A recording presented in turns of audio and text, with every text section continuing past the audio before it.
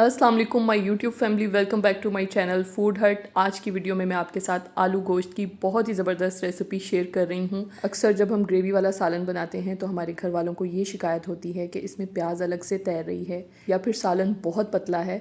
तो आज की वीडियो में मैं आपके साथ कुछ ऐसी टिप्स शेयर करूँगी जिससे आपके ये सारे मसले हल होने वाले हैं। तो आइए आलू गोश्त बनाना शुरू करते हैं। इसे बनाने के लिए यहाँ पर मैंने कुछ साबुत मसाले लिए हैं। इसमें 2 दालचीनी के टुकड़े हैं, 1 टीस्पून ज़ीरा है, 3 से 4 लौंगे हैं, 10 से 12 काली मिर्चें हैं और 4 हरी इलायचियाँ हैं।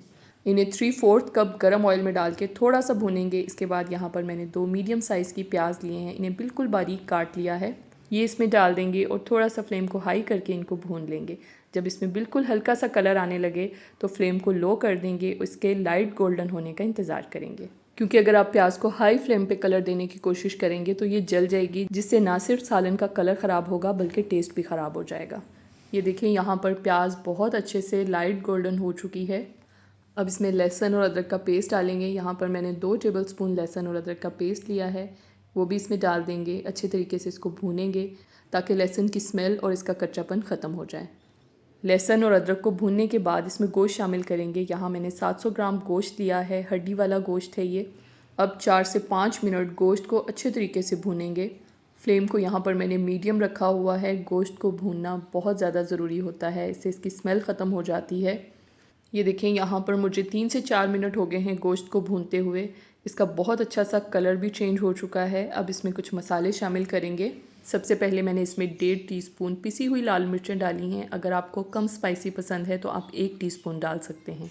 1/4 टीस्पून हल्दी, 1 टीस्पून धनिया पाउडर, 1 टीस्पून गरम मसाला पाउडर, 1 टीस्पून भुना कुटा ज़ीरा और 1 टीस्पून या हस्बे ज़रूरत नमक डाल के थोड़ा सा पानी डालेंगे ताकि मसाले जलें नहीं। अब इनको अच्छे तरीके से भून लेंगे। 1 से 2 मिनट लगेंगे, ये मसाले बहुत अच्छे तरीके से भुन जाएंगे। और जब मसाला ऑयल छोड़ दे तो हम इसमें पानी डाल देंगे। पानी यहाँ पर मैं 1.5 से 2 कप पानी डाल रही हूँ। गोश्त को हमने थोड़ा सा गला लेना है, बहुत ज़्यादा पानी नहीं डालना, सिर्फ इतना ही डालना है कि गोश्त 60 से 70% तक गल जाए। जैसे ही पानी में बॉयल आने लगे तो इसे ढक देंगे और फिर गोश्त गलने तक इसको पकाएंगे।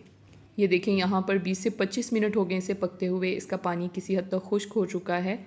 अब इसमें आलू डाल देंगे। यहाँ मैंने 3 से 4 आलू लिए हैं, उन्हें इस तरह से बीच में से काट लिया है।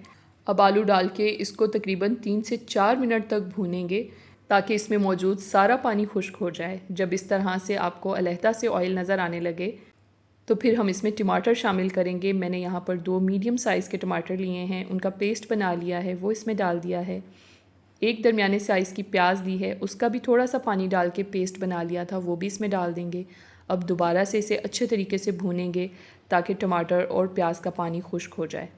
सालन की जितनी अच्छी भुनाई होगी उतनी ही इसकी ग्रेवी अच्छी बनेगी। आप देख सकते हैं कि मसाले को भूनने की वजह से इसके अंदर से सारी प्याज अच्छे तरीके से घुल चुकी है।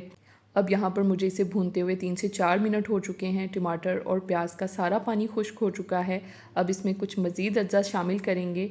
यहाँ पर मैंने 100 ग्राम दही लिया है, उसे फेंट लिया है अच्छे तरीके से, वो इसमें डाल देंगे। थोड़ा सा मज़ीद भूनेंगे ताकि दही का पानी खुश्क हो जाए। आप देख सकते हैं कि कितना अच्छा मसाला तैयार हुआ है, इसका कलर भी देख सकते हैं। अब यहाँ पर मैंने 3 से 4 हरी मिर्चें ली हैं, वो इसमें डाल देंगे। 2 से 3 मिनट में दही का पानी बहुत अच्छे तरीके से खुश्क हो जाएगा। ये देखें आप, अब इसमें ऑयल अलहदा से नज़र आने लग गया है। अब इसमें ग्रेवी के लिए पानी डाल देंगे। आप हस्बे ज़रूरत पानी डाल सकते हैं, जितनी आपको ग्रेवी पतली रखनी है या गाढ़ी रखनी है उस हिसाब से आप इसमें पानी डालेंगे। अब इसके बॉयल होने का इंतज़ार करेंगे। जैसे ही पानी में बॉयल आने लगेगा इसे ढककर लो आंच पे पकने देंगे जब तक कि गोश्त और आलू अच्छे तरीके से गल नहीं जाते। तकरीबन 15 से 20 मिनट यहाँ पर मुझे लगे हैं। गोश्त और आलू दोनों बहुत अच्छे तरीके से गल चुके हैं।